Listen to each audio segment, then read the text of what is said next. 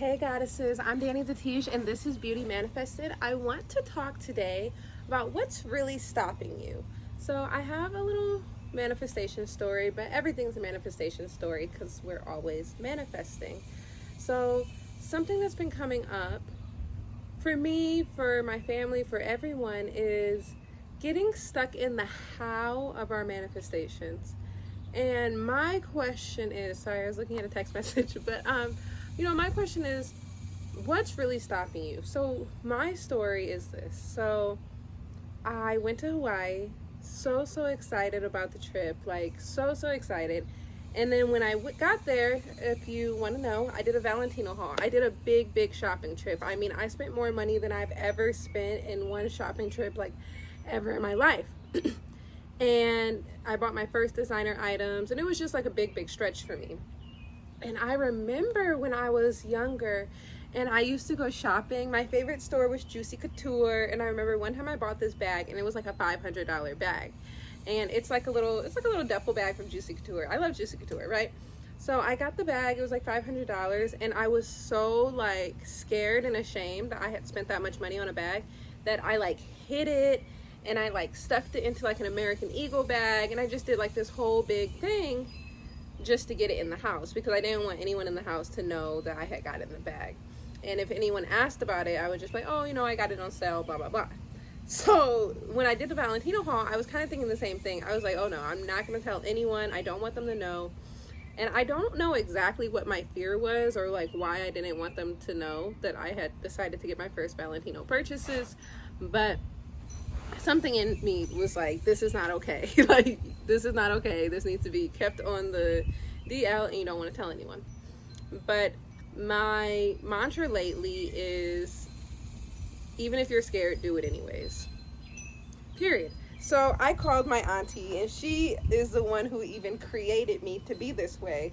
She used to get me the best Christmas presents, birthday presents. She's my godmother. She would take me shopping. She'd get me shoes.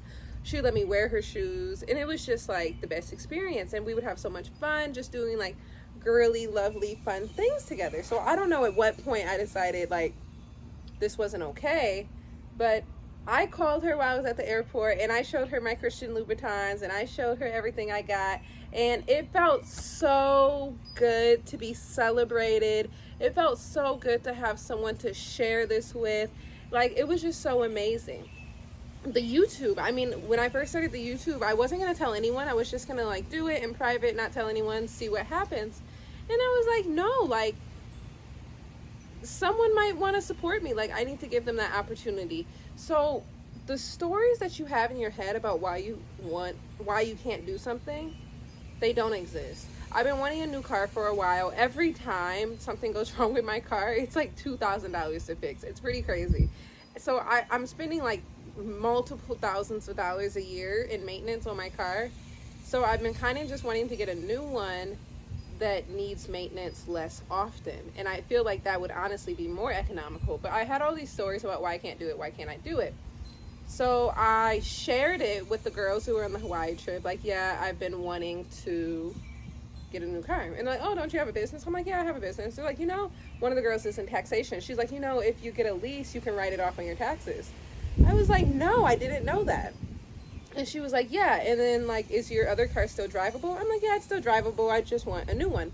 And she's like, well, you can put that one on Turo, rent it out, make money with that. And then you can write the other one off on your taxes, and you can use the money from Turo to pay for the car note.